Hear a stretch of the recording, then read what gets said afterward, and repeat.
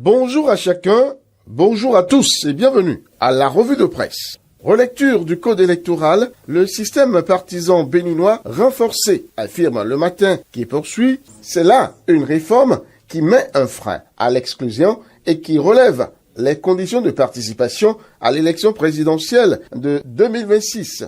L'événement précis, pour sa part, note avec satisfaction que par ce code relu, le paysage politique béninois est déblayé et les partis politiques sont désormais au cœur de l'unité nationale. Le bloc républicain salue une avancée du processus démocratique, pendant que l'Union progressiste Le Renouveau, lui, se félicite du renforcement du système partisan béninois. Soleil Bénin Info, c'est un pas vers le renforcement démocratique et l'unité nationale. Et au journal, d'ajouter, au cœur de cette réforme subsiste une volonté de donner un nouveau souffle aux partis politiques. Le Bénin vient de corser l'éthique politique. Salut, Bénin intelligent. Mais malgré toutes ces vertus contenues dans ce code relu, la plateforme des organisations de la société civile invite le chef de l'État, le président Patrice Talon, à ne pas le promulguer, nous apprend le Télégramme. Et à Dynamisme Info de soupirer bruyamment. Seule la Cour pour arrêter la vengeance des députés de la mouvance présidentielle. Un peu plus loin, toujours avec le même journal, 20% pour l'attribution des sièges, la disparition des petits partis ainsi actée. Plus de place donc pour les menus frétins. En République du Bénin, pour s'appeler parti politique, il faut donc être fort, très fort même.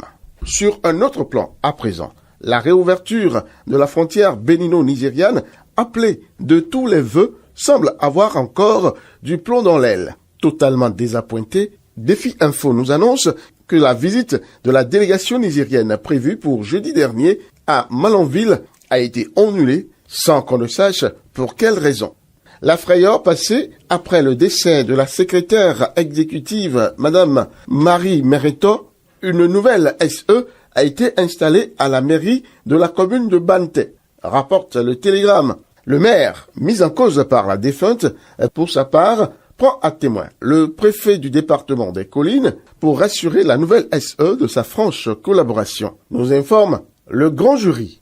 À quand la clarification de ce mystère? Question, à qui de droit? Rencontre ministre des Sports et président de fédération sportive. En 9 minutes, Benoît Dato, ministre des Sports béninois, rassure, convainc et congratule. L'exploit du ministre des Sports a convaincu apparemment le confrère de la matinée pour qu'il en fasse cas à la une de son journal. Ceci dans le cadre de l'appui du gouvernement aux fédérations sportives du Bénin, rappelle l'Indépendant. 3 milliards de francs CFA ont été décaissés pour eux ce jeudi. Journée internationale de la femme, l'Amazone de la classe politique béninoise, Claudine Afiavi-Prudencio, l'a célébrée d'une manière tout à fait particulière. Elle a tenu à saluer le sacre de l'athlète mondialiste Noélie Yarrigo pour les 800 mètres en salle à Glasgow, en Écosse. Elle lui a rendu un hommage appuyé, certifie Défi Info, qui rapporte l'information.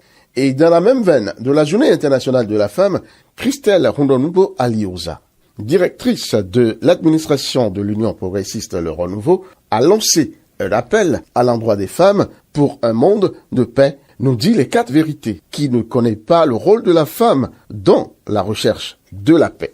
Fin de cette revue de presse. Peggy Ludovic Dagba, rendez-vous dimanche prochain.